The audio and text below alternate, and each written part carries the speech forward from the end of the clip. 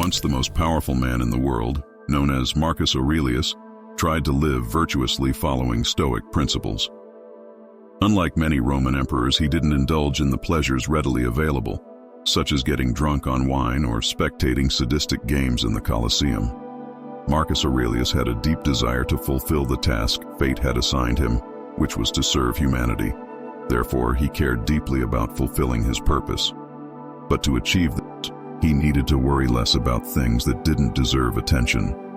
We could say there were many such things. One of the essential concepts of Stoicism is the distinction between things we control and things we don't. As clearly explained in Epictetus's manual, most, if not all things, apart from our actions, are beyond our control.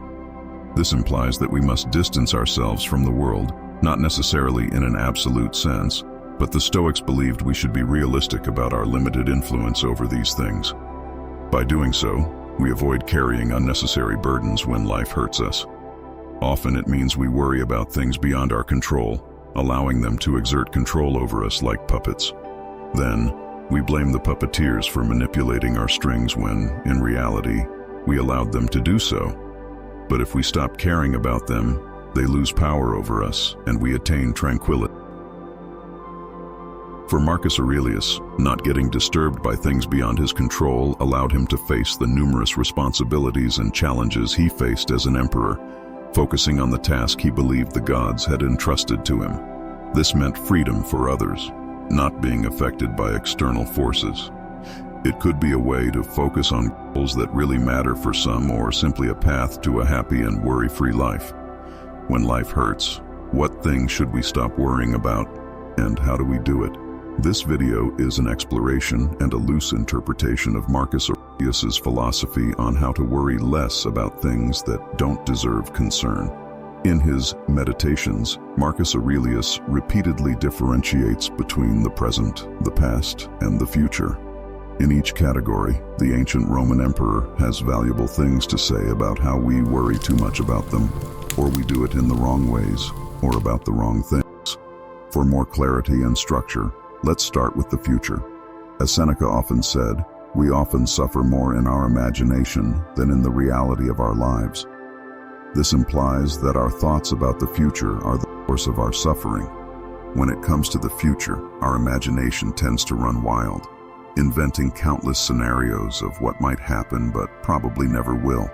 In advance, we think about how to deal with possible outcomes, trembling at the idea of not knowing how the future will turn out or how things will unfold in our lives. In some cases, what happens is what we anticipated, but in many others, fate surprises us with events we could not have foreseen, for better or worse. For example, we could have spent years preparing for a well-deserved retirement that never happened, or on the first day of our golden years, received a diagnosis of a deadly cancer that gives us only a few months to live. The possibility of such events provokes many worries. We constantly think about the best that could happen, but also about the worst. What if the Third World War breaks out? What if I lose all my money? These adverse outcomes are possible, but should we worry about them in advance as we do every day? However, while they are not happening in the present, we cannot deal with them because these events simply do not exist outside of our thoughts. So, what did Marcus Aurelius say about worrying too much about the future? First, consider the following quote: "Never let the future disturb you. You will meet it, if you have to, with the same weapons of reason which today arm you against the present." He pointed out that if he could handle the present, he could also handle the future. He told himself not to imagine all the terrible things that could happen, but to deal with the situation he was living in at that moment. When he focused on the present, he realized he could bear it.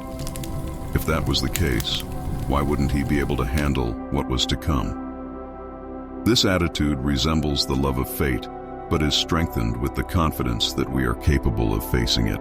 In the past, Marcus Aurelius reminded himself how existence passes quickly and fades into the infinite beyond our reach. Just like the future, the past is a domain in which we cannot operate.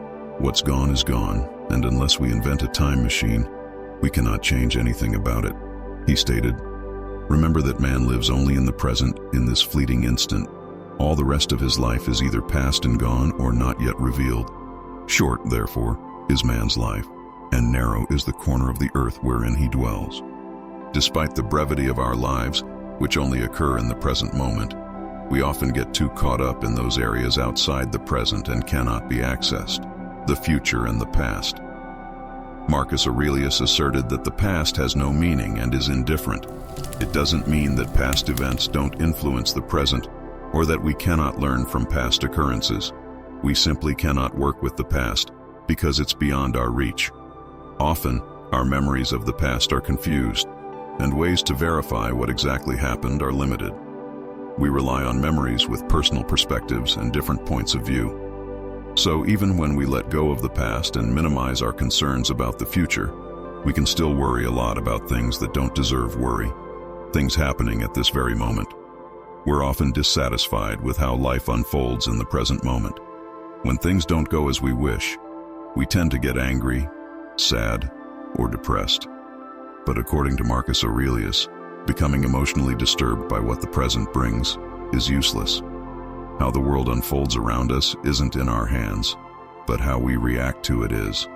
Yet we tend to get upset because we don't like what's happening, or because what we want to happen isn't happening. Marcus Aurelius argued that we shouldn't fight against what we're obliged to do.